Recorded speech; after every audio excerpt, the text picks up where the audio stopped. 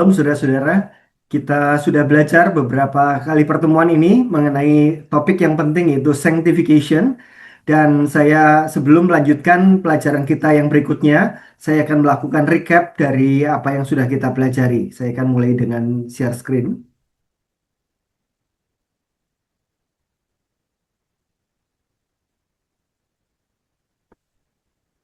Oke, baik. Untuk minggu pertama kita belajar tentang prinsip pertumbuhan yang kita pelajari dari metanarasi Alkitab. Apa yang dikatakan tentang pertumbuhan rohani, tentang sanctification ini di dalam rangkaian dari penciptaan, kejatuhan, penebusan hingga penggenapannya nanti.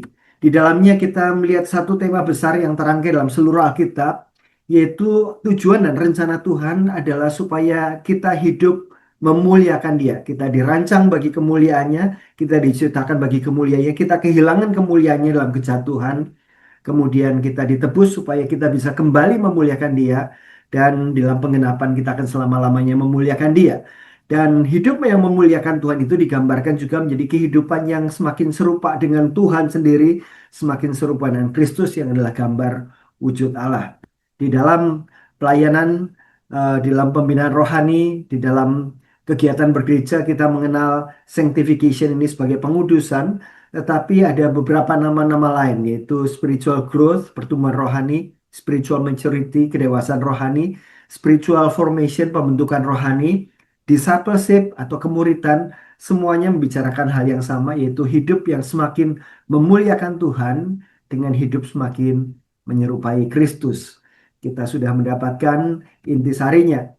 Di dalamnya kita menyadari bahwa pertumbuhan untuk menjadi semakin serupa dengan Kristus merupakan hal yang sentral di dalam berita Injil, bukan hal yang periferal, hal yang utama, bukan hal yang sekedar tambahan. Dan dengan demikian seharusnya juga hal itu menjadi hal yang sentral di dalam pelayanan gereja, bagaimana menolong tiap-tiap orang untuk bertumbuh dewasa di dalam Kristus. Saudara-saudara, kita sudah belajar tentang prinsip pertumbuhan. Dalam minggu berikutnya kita belajar tentang arah pertumbuhan, yaitu kita mendetailkan apa yang dimaksud dengan bertumbuh dalam segala hal ke arah Kristus sebagai standar pertumbuhan kita. Dan kita sama-sama sudah belajar bahwa pertumbuhan rohani adalah karya Allah di dalam diri orang percaya yang sudah dibenarkannya untuk mengubahnya menjadi semakin serupa dengan Kristus untuk dikuduskannya. Kita melihat ada satu progres. Pertama, pembenaran atau justification yang membawa kita dibenarkan secara hukum. Tuhan memandang kita melalui darah Kristus dan Tuhan memandang kita sebagai orang-orang yang sudah dikuduskan oleh apa yang dilakukan dan digenapi oleh pengorbanan Kristus. Tetapi kemudian anugerah Tuhan terus mengejar kita, anugerah yang menguduskan kita. Merupakan satu proses yang kita jalani dalam kehidupan ini sampai suatu saat nanti kita akan dimuliakan dalam tubuh yang baru di dalam langit dan bumi yang sudah dimurnikan, yang sudah diperbarui. Kita akan selama-lamanya memuji dan memuliakan Allah karena rahmat-Nya. Nah, pertumbuhan rohani yang semakin serupa dengan Kristus ini perlu kita perjelas karena ketika sasaran tidak jelas, maka kita juga tidak tahu bagaimana menilai apakah kita sedang menuju sasaran itu, dalam hal apa kita sedang menuju sasaran itu, dan dalam hal apa kita masih perlu eh, mengerjakan banyak PR-PR kita. Nah, bertumbuh dalam segala hal ke arah Kristus adalah satu pernyataan, satu istilah yang banyak dipakai di dalam Perjanjian Baru, kedewasaan dalam Kristus, tujuan pertumbuhan semakin serupa dengan gambaran Kristus dan sebagainya, meliputi hal-hal ini. Yaitu kalau mau diklasifikasikan kita akan bagi dua, yaitu membangun akar dan menghasilkan buah. Akar kehidupan rohani, yaitu mengenal Tuhan dan mengasihi Tuhan, formasi pengajaran, formasi spiritual, dan buah-buahnya adalah buah karakter dan buah pelayanan, formasi karakter, formasi pelayanan. Di dalam semua hal itu, ini kita akan bertumbuh di dalam segala hal ke arah Kristus, bertumbuh semakin menempatkan Tuhan Kristus sebagai pusat hidup kita. Kita sudah mempelajarinya dalam minggu yang lalu, kita juga sudah melakukan spiritual check up. Seberapa banyak kita sedang bertumbuh dalam hal apa kita sedang macet dalam pertumbuhan kita. Bapak Ibu Saudara sekalian, kita akan lanjut dalam Minggu ini kita akan belajar dalam rangkaian yang terakhir, yaitu kita belajar tentang sarana-sarana pertumbuhan untuk menuju keserupaan dengan Kristus itu. Anugerah Tuhan memberikan kesempatan bagi kita untuk kita terus bertumbuh, dan kita akan belajar bagaimana anugerah itu bekerja. Bapak Ibu Saudara sekalian, kita akan melihat yang pertama tentang proses pertumbuhan rohani. Pertumbuhan rohani ini adalah karya Tuhan untuk mengubah kita di dalam suatu proses untuk menjadi semakin serupa dengan Kristus. Kalau digambarkan, justification, sanctification, dan glorification di dalam grafik ini kita melihat bahwa ketika kita berada dalam eh, kegelapan, kejatuhan dosa, kita dijangkau oleh Tuhan dan ada pemberitaan kabar baik di sana sehingga kita berjumpa dengan Kristus. Tetapi tidak berhenti pada justification dalam perjumpaan kita dengan salib Kristus, kita dilanjutkan dengan anugerah pengudusan di mana kita dibina untuk terus bertumbuh dalam segala hal, dan kita juga diperlengkapi supaya apa yang sudah kita terima juga bisa kita tolong orang lain untuk mengalami apa yang sudah kita terima. Kita diperlengkapi untuk melayani orang lain, mengalami justification dan mengalami sanctification juga di dalam anugerah Tuhan. Kita menjadi alat-alat di tangannya sampai suatu saat kita bersama-sama dengan seluruh umat tebusan yang lain memuji Tuhan di dalam kekekalan. Bapak Ibu Saudara sekalian, ini yang disebut sebagai gospel ministry, dari penjangkauan, penginjilan, pembinaan, pemberlengkapan. Dan eh, beberapa cara untuk mengungkapkannya lagi. Ada orang yang mengatakan sebagai gospel growth. Mulai dari outreach, setelah dijangkau outreach ini, kemudian di follow up dasar, diteguhkan hal-hal dasar dia sebagai orang percaya. Tidak boleh berhenti di sana, ditolong dia bertumbuh dalam segala hal karena Kristus bertumbuh seumur hidup, dan di dalam proses pertumbuhan termasuk di dalamnya proses untuk dia ditolong, diperlengkapi untuk bisa mengerjakan semua proses ini. Ini adalah gambaran lain tentang perjalanan kita bertumbuh dalam segala hal karena Kristus bertumbuh di dalam pengudusan kita. Gambaran yang kadang dipakai juga untuk menggambarkan tentang perjalanan pertumbuhan kita adalah gambaran tentang seseorang yang bertumbuh dewasa dari tahap demi tahap. Mulai dari kita yang mati secara rohani, kemudian kita dilahirkan kembali. Setelah kita dilahirkan seperti bayi yang baru lahir, kita menjadi spiritual baby, menjadi bayi di dalam Kristus. Kemudian kita bertumbuh menjadi anak-anak, menjadi dewasa, dan kita bisa menjadi orang tua yang bisa kembali melahirkan anak-anak.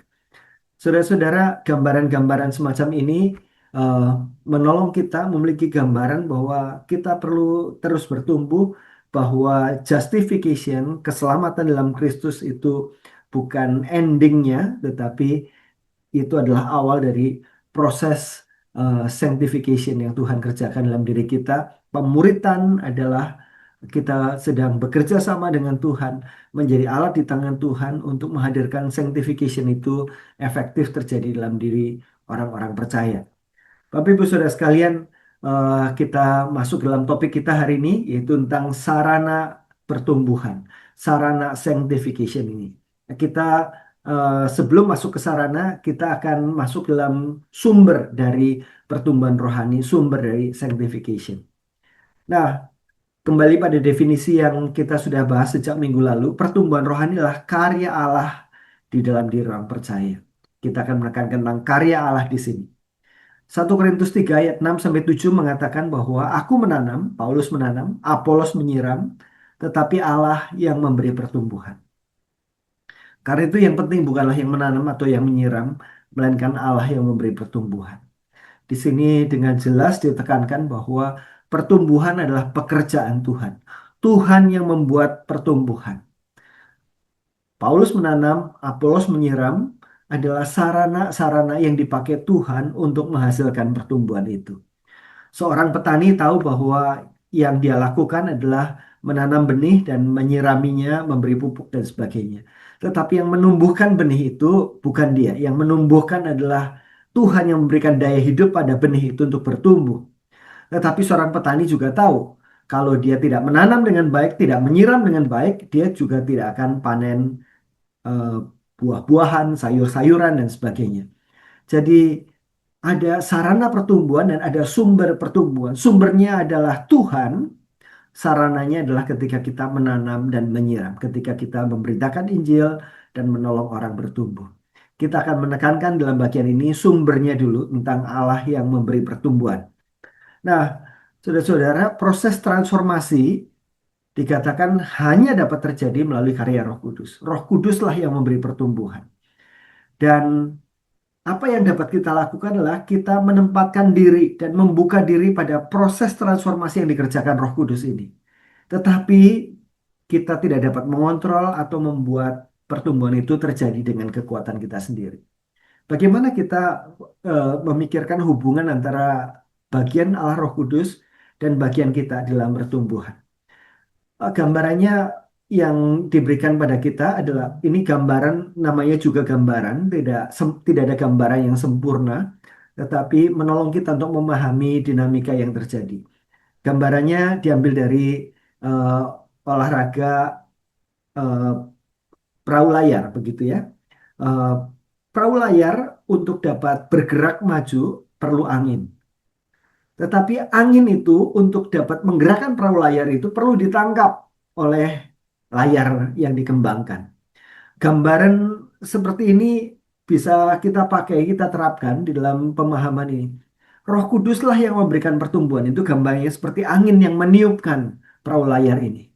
Dan bagian kita adalah menempatkan diri dan membuka diri pada proses transformasi ini seperti gambarannya orang yang mengembangkan layar, menangkap angin yang mendorong itu. Jadi Bapak Ibu Saudara sekalian, kalau tidak ada angin, maka sesibuk apapun dia mengembangkan layar juga tidak akan kemana-mana. Tetapi dia perlu mengembangkan layar supaya dia bisa menangkap angin itu. Sekali lagi gambaran yang tidak sempurna, tetapi menolong kita memahami bagaimana pertumbuhan itu dikerjakan dan bagaimana Roh Kudus memakai sarana-sarana untuk membawa seseorang bertumbuh. Bapak Ibu Saudara sekalian, gambaran yang menarik yang dipakai di dalam Alkitab ketika membicarakan proses perubahan yang dikerjakan oleh Roh Kudus adalah gambaran tentang hal-hal yang tersembunyi atau hal-hal yang misteri. Nanti akan saya jelaskan kenapa disebut misteri. Proses terjadinya pertumbuhan di dalam diri saudara dan saya dan orang-orang yang sedang kita tolong itu adalah merupakan suatu hal misteri, suatu hal yang tersembunyi, sesuatu yang di luar pemahaman kita dan sesuatu yang di luar pekerjaan kita. Dan ini hanya dapat dimengerti oleh penyataan dan karya Tuhan. Sehingga tidak heran ketika Alkitab menggunakan pilihan kata untuk menggambarkan pertumbuhan ini, maka pilihan kata yang dipakai itu berhubungan juga dengan hal-hal yang dalam tanda petik misterius. Contoh, dalam Galatia 4 ayat 19 dikatakan oleh Paulus kepada jemaat di Galatia, "Hai anak-anakku, karena kamu aku menderita sakit bersalin lagi, sampai rupa Kristus menjadi nyata di dalam kamu."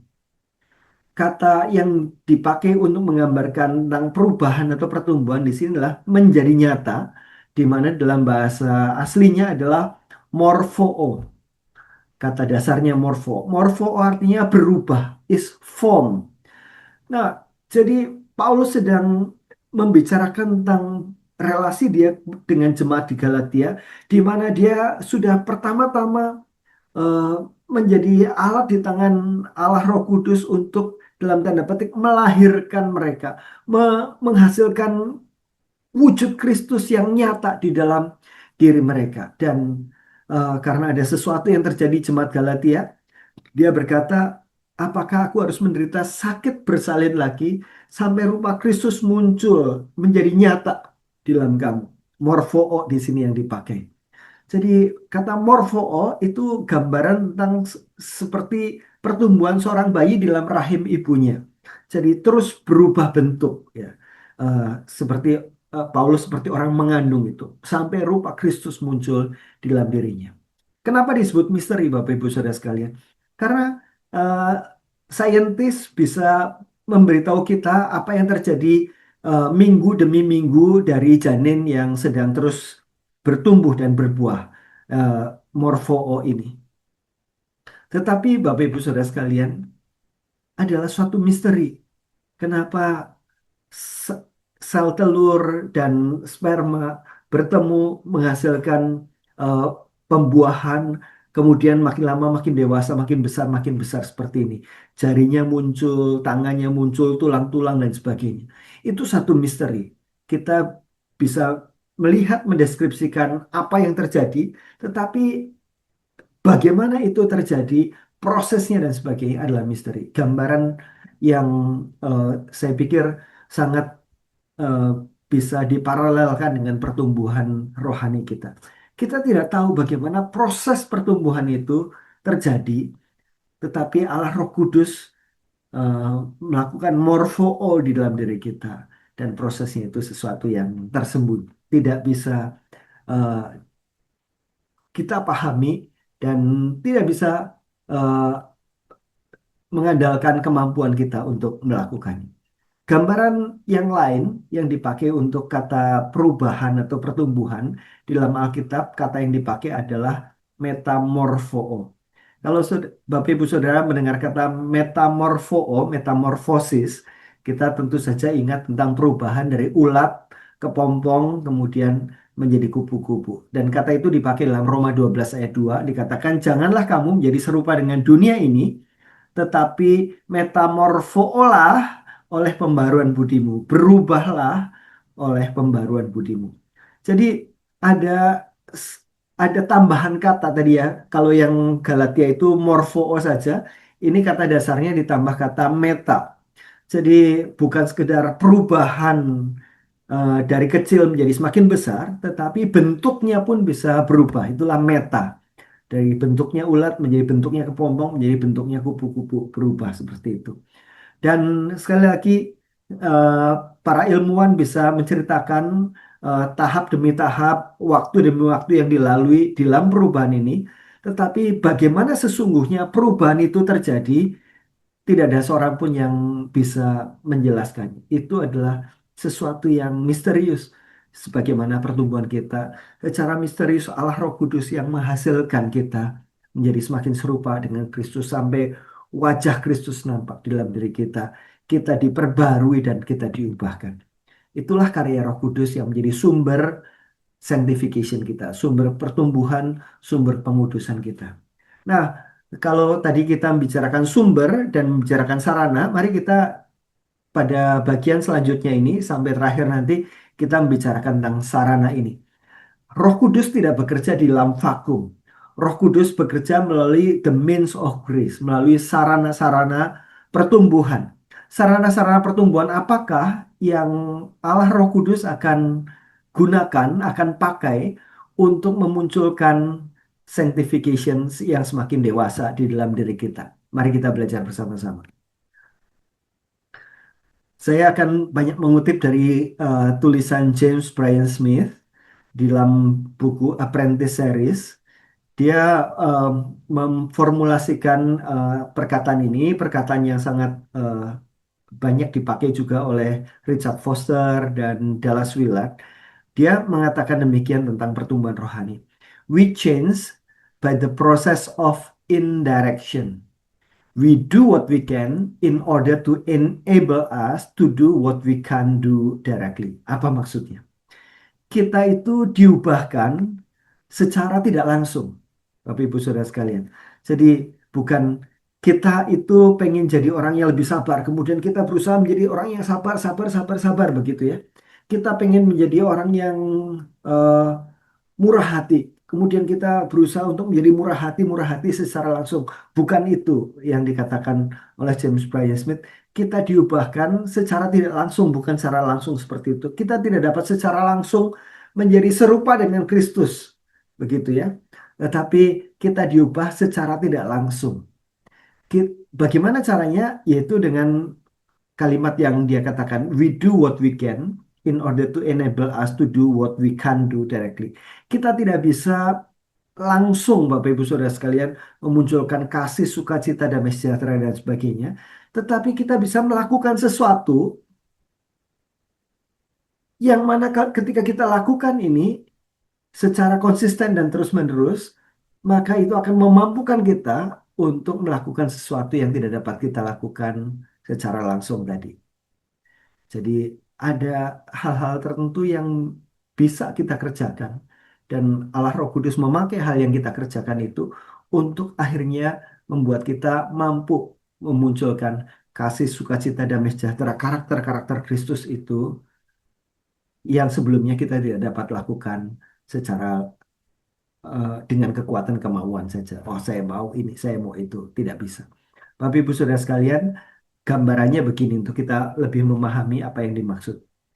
Bayangkan Bapak Ibu sekalian mendapatkan sebuah surat dari Kementerian Olahraga ya. Jadi Bapak Ibu mendapat surat yang bunyinya begini, kabar gembira. Kami dari Komite Pencari Bakat sedang mencari pelari maraton untuk Olimpiade mendatang. Kami sudah memeriksa statistik setiap orang dengan komputer. Kami sudah memeriksa data setiap orang dari hasil tes kebugarannya di sekolah, bentuk tubuh, struktur tulang, dan lain-lain. Kami menemukan bahwa Anda adalah orang yang paling tepat di negara ini yang berkesempatan membawa pulang medali emas dalam maraton. Bayangkan saudara-saudara mendapat surat yang seperti ini.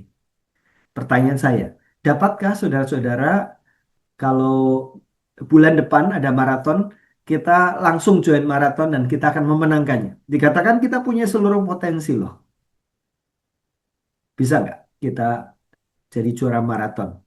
54 eh, kilometer sekitar itu ya yang akan kita lalui.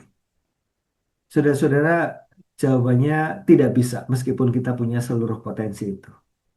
Kita tidak demikian juga dalam kehidupan rohani kita tidak bisa menjadi serupa dengan Kristus dengan bertumbuh di dalam eh, mengenal Tuhan, mengasihi Tuhan, mencerminkan Tuhan, melayani Tuhan secara langsung seperti itu. Nah, tetapi ada sesuatu yang harus kita lakukan untuk kita bisa melakukan apa yang kita tidak bisa lakukan sekarang. Nah, kalau dalam konteks pelari maraton ini apa yang harus dia lakukan? Dia perlu berlatih. Nah, sekarang Anda tidak mungkin berlari dalam maraton. Walaupun sekarang ini Anda berusaha dengan sekuat tenaga. Untuk berlari dalam maraton, Anda harus mengatur hidup Anda agar dapat menjalani latihan-latihan yang memungkinkan Anda melakukan apa yang tidak bisa Anda lakukan sekarang hanya dengan kekuatan kemauan. Untuk berlari dalam maraton, Anda harus berlatih, bukan cuma berusaha. Saudara-saudara mulai menangkap gambarannya di sini bahwa untuk kita menjadi semakin serupa dengan Kristus, kita tidak bisa secara langsung. Kita perlu berlatih, bukan sekedar berusaha. Nah, gambaran inilah yang menjadi pengantar pemikiran kita tentang sarana-sarana anugerah Tuhan untuk membawa kita bertumbuh. Selanjutnya, James Bryan Smith mengatakan bahwa transformasi menuju keserupaan dengan Kristus melibatkan 4 unsur esensial. Yang pertama, untuk kita bertumbuh semakin serupa dengan Kristus, mutlak kita perlu mengalami pembaruan pola pikir dan pembaruan cara pandang. Yang kedua, bukan hanya pola pikir, tetapi melakukan penerapan dan kebiasaan yang baru berdasarkan pola pikir yang diperbarui tadi. Yang ketiga, kita melakukannya dalam perenungan dan dalam percakapan dengan orang lain yang sedang berada dalam perjalanan yang sama dengan kita. Dan ketika tiga hal ini ada, maka semuanya itu akan menjadi alat di tangan Roh Kudus untuk menumbuhkan kita. 4 unsur ini.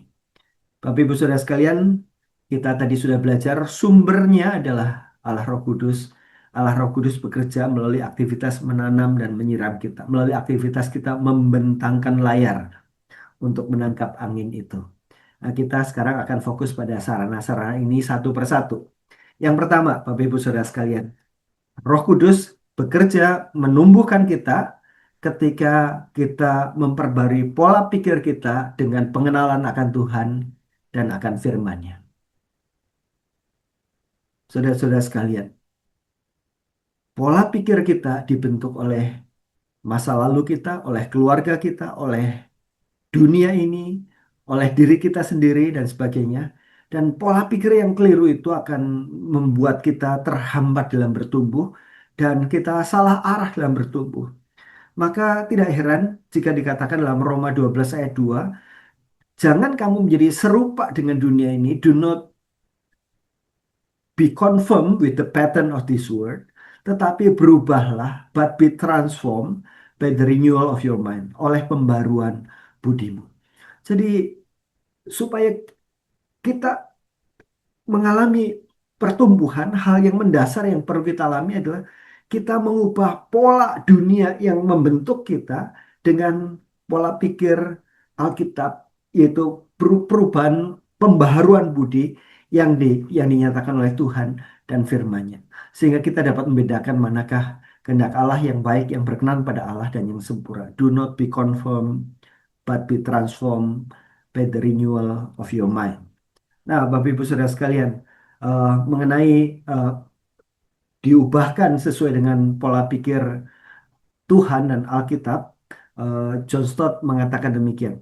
Jika Alkitab adalah pernyataan Tuhan tentang dirinya, di dalam Alkitab kita jadi kenal siapa pribadi Tuhan, apa perjanjiannya, apa perintahnya, maka jelas bahwa ketika kita melalaikan Alkitab, kita bukan sekedar melalaikan sebuah buku. Tetapi kita sedang berkata pada Tuhan, Tuhan saya tidak peduli tentang siapa engkau, apa yang menjadi rencanamu, apa yang menjadi perintah-perintahmu. Nah, selanjutnya John mengatakan hanya jika pikiran kita menyelam di dalam firman-Nya, maka kita dapat mengenalnya dan pikiran kita dapat dibentuk sesuai dengan pikirannya. Jadi sangat vital untuk kita belajar firman Tuhan sedemikian sehingga pola pikir kita diselaraskan dengan hal-hal yang menjadi tujuan dan rencana Tuhan. Dengan pengenalan akan Tuhan dan pengenalan akan firman. Itu adalah sarana pertumbuhan yang vital, yang penting, di mana Allah Roh Kudus akan bekerja melaluinya. Selanjutnya, Awe Tozer dalam The Knowledge of the Holy, dia mengamati dan memberikan komentarnya, dia berkata bahwa mengenal Tuhan, knowing God, merupakan dasar bagi teologi sistematis dan kehidupan praktis. Jadi perubahan pola pikir dengan kita mengenal Tuhan dan firman-Nya itu sesuatu yang sangat mendasar, baik dalam teologi kita maupun dalam praktika kita, dalam kehidupan sehari-hari kita. Dikatakan bahwa saya percaya bahwa hampir semua kesalahan dalam doktrin atau kegagalan dalam menerapkan etika Kristen apabila diusut akan ternyata berpangkal pada pandangan yang kurang sempurna dan kurang mulia tentang Allah. Jadi luar biasa penting kita mengenal Tuhan dan mengenal firman-Nya di dalam proses sanctification kita. Kita masuk ke bagian kedua, Bapak Ibu Saudara sekalian. Setelah kita mengalami perubahan pola pikir melalui pengenalan akan Tuhan dan firman-Nya, hal yang kedua dalam sanctification ini, unsur berikutnya adalah kita perlu membangun gaya hidup, lifestyle, melalui penerapan dan melalui latihan rohani yang merupakan penerapan dari perubahan pola pikir yang sudah terjadi itu. Saya berikan contoh. Saya menerima Kristus waktu saya kelas 1 SMA. Pada saat itu saya menerima Dia sebagai Tuhan dan Juru Selamat pribadi. Kemudian saya ditolong di dalam sebuah pembimbingan dalam kelompok kecil. Salah satu hal yang saya mengamati paling banyak menghasilkan perubahan pola pikir dalam diri saya adalah pandangan saya tentang uang dan milik.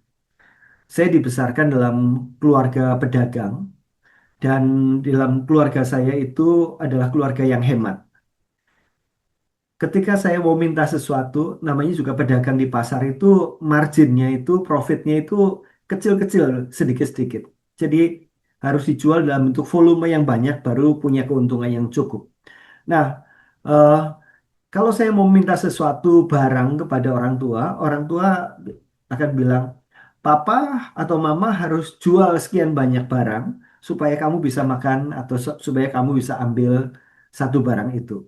Nah, saudara-saudara, ketika kita dibesarkan terus-menerus dengan feedback yang seperti itu, maka makin lama itu akan makin terinternalisasi. Dan saya menginternalisasikannya, saya menjadi orang yang sangat hemat, baik bagi diri sendiri maupun kepada orang lain.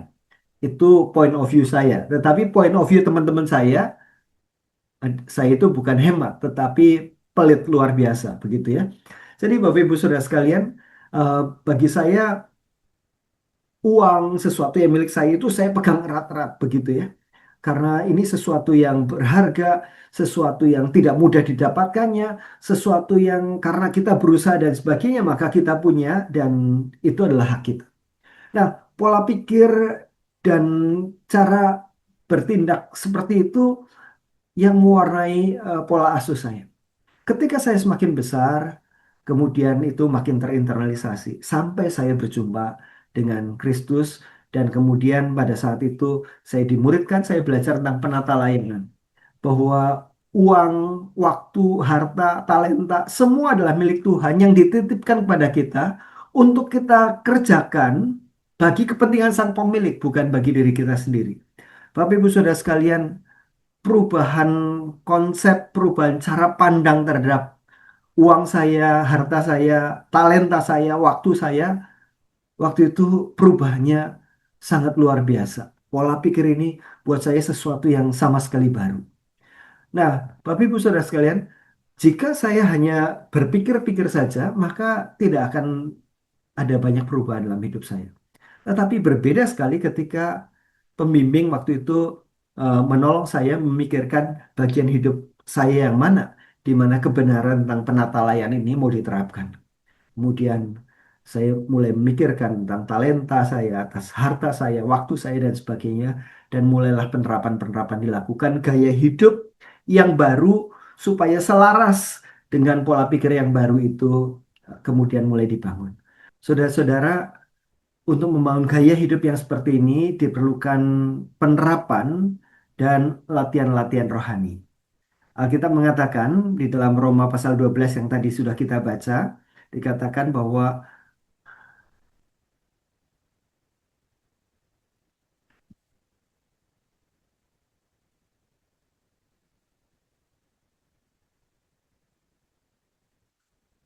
saudara-saudara, untuk menghasilkan perubahan gaya hidup yang seperti ini diperlukan yang namanya penerapan dan latihan-latihan rohani, atau biasanya dikenal juga dengan disiplin rohani. Apa yang disebut sebagai disiplin rohani sebetulnya? John Ortberg mendefinisikan disiplin rohani secara luas. Disiplin rohani adalah setiap aktivitas yang dapat membantu kita memperoleh kekuatan untuk menjalani hidup seperti yang diajarkan dan dicontohkan oleh Kristus. Jadi seperti gambaran olahraga tadi ya, waktu kita berlatih untuk maraton, seluruh potensi kita punya, tetapi kita perlu berlatih. Latihan-latihan itulah yang disebut sebagai eh, latihan rohani atau disiplin rohani. Setiap aktivitas yang dapat membantu kita memperoleh kekuatan untuk menjalani hidup seperti yang diajarkan dan dicontohkan oleh Tuhan Yesus. Dan kalau kita bicara tentang disiplin rohani, cakupannya seperti apa? Kalau kita melihat definisi ini, cakupannya sangat luas. Setiap aktivitas yang menolong kita untuk kita bisa hidup semakin serupa dengan Kristus. Nah, di antara sekian banyak disiplin rohani, ada beberapa disiplin rohani yang kita sebut sebagai disiplin rohani dasar, yaitu dalam relasi kita dengan Tuhan dan relasi kita dengan sesama. Vertikal dengan Tuhan, horizontal dengan sesama. Disiplin rohani yang mendasar dalam relasi kita dengan Tuhan apa? Yaitu ketika kita belajar firman dan ketika kita berdoa. Baca kitab suci dan berdoa kepada Tuhan. Itu dua disiplin rohani vertikal yang sangat mendasar. Bagaimana dengan disiplin rohani dalam relasi kita dengan sesama? Yang mendasar adalah dengan sesama yang percaya kita bersekutu, dan dengan orang-orang yang belum percaya kita bersaksi. Jadi ada 4 disiplin rohani dasar ini yang perlu kita bangun di dalam diri kita dan juga dalam diri jemaat, teman-teman kita yang lain. Nah, tetapi yang namanya disiplin rohani dalam definisi Outberg tadi meliputi sesuatu hal yang luas. Jadi eh, kalau kita melihat definisi disiplin rohani sebagai setiap aktivitas yang menolong kita untuk hidup semakin serupa dengan Kristus, Gary Thomas mengatakan kalau begitu pernikahan dan parenting itu dapat dimasukkan dalam kategori disiplin rohani juga. Karena ketika kita menikah, berelasi antara suami istri, dan ketika kita membesarkan anak sebagai orang tua dan anak, hal-hal itu juga akan menjadi alat yang luar biasa yang Tuhan pakai untuk membuat kita semakin serupa dengan Kristus. Sehingga dalam buku Sacred Marriage yang ditulis oleh Gary Thomas, dia memberikan subjudul demikian: What if God designed marriage to make us holy more than to make us happy?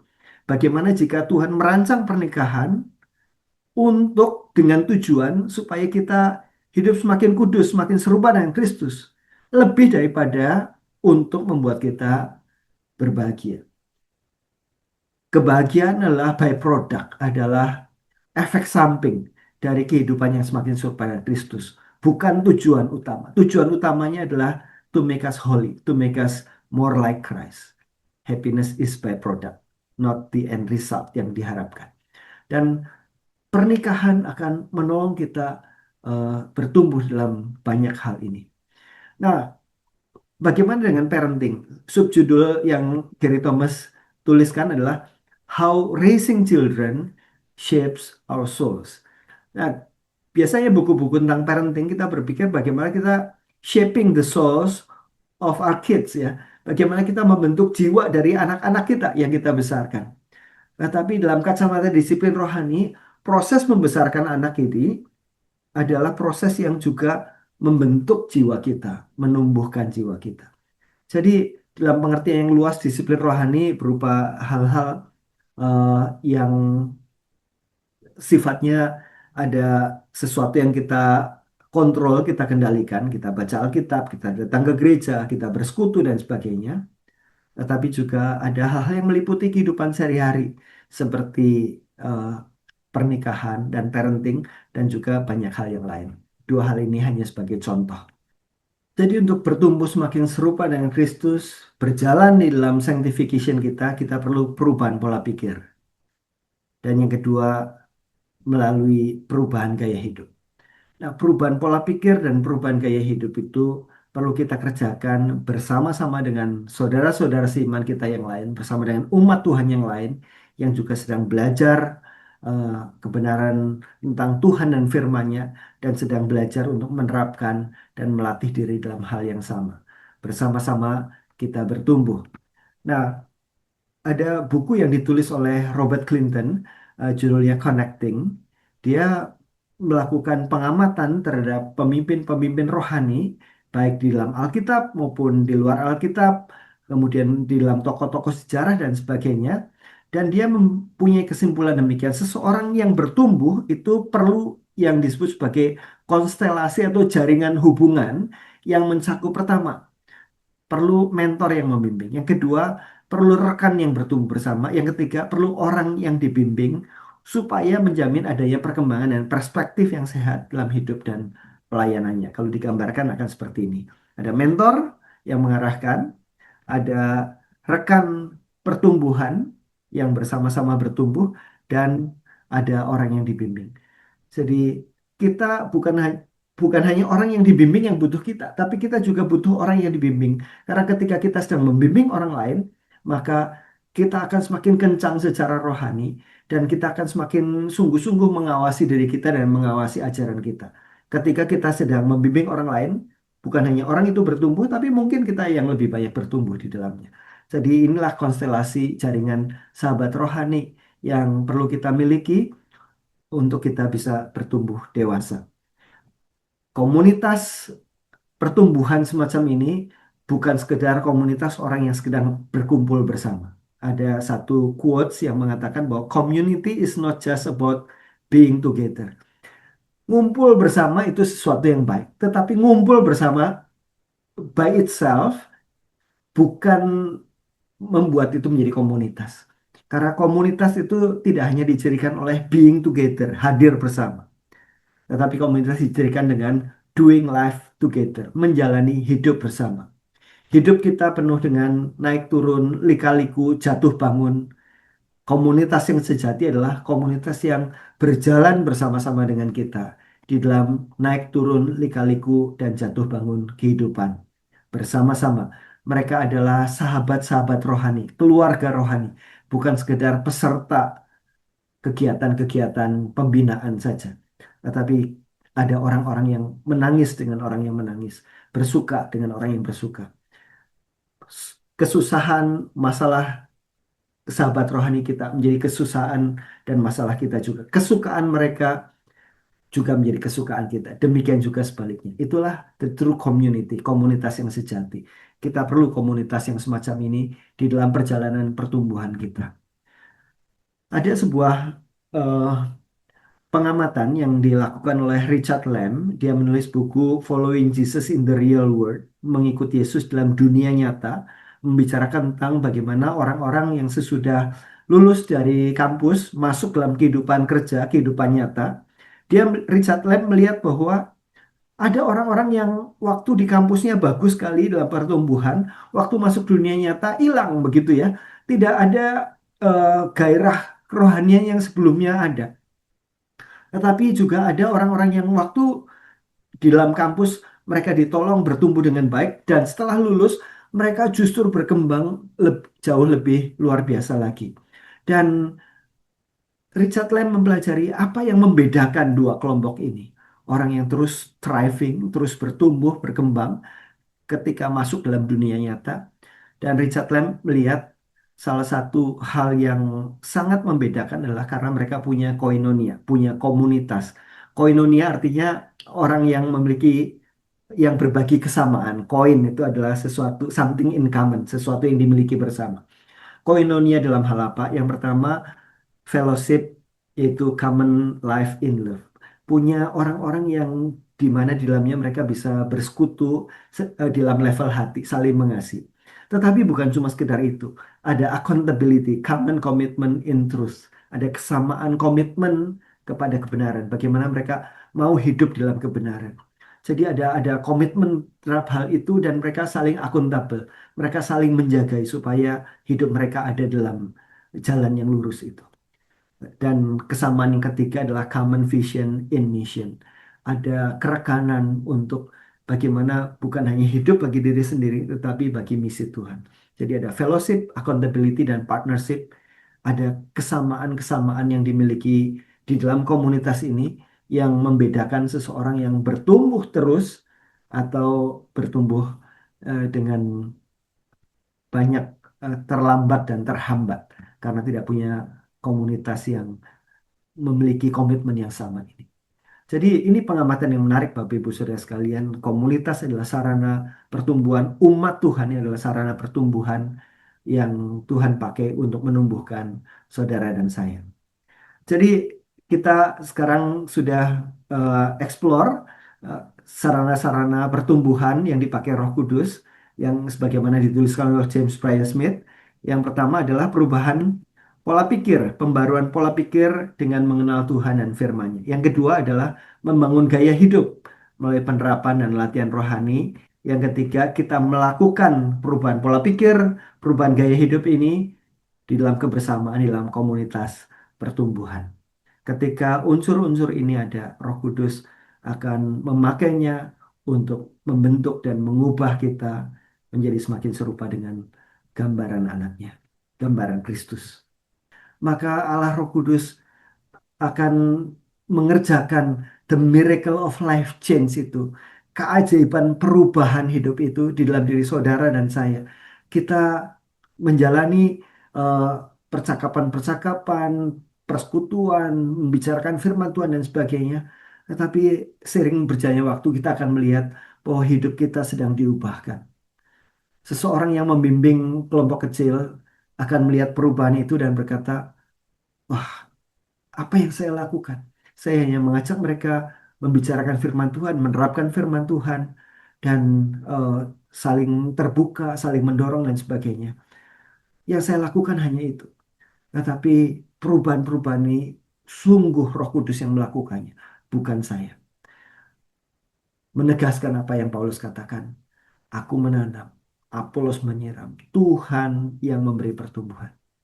Saya berharap saudara-saudara bukan hanya belajar tentang kebenaran-kebenaran ini, tetapi kita semakin didorong masuk di dalamnya, menyerahkan diri dalam pembimbingan bersama-sama dengan anak Tuhan yang lain dalam kelompok kecil.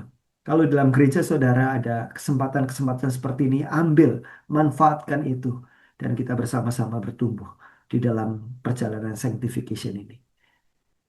Kiranya Tuhan memberkati apa yang sudah kita pelajari bersama dan hendaklah kita menjadi pelaku firman bukan hanya pendengar saja. Tuhan memberkati.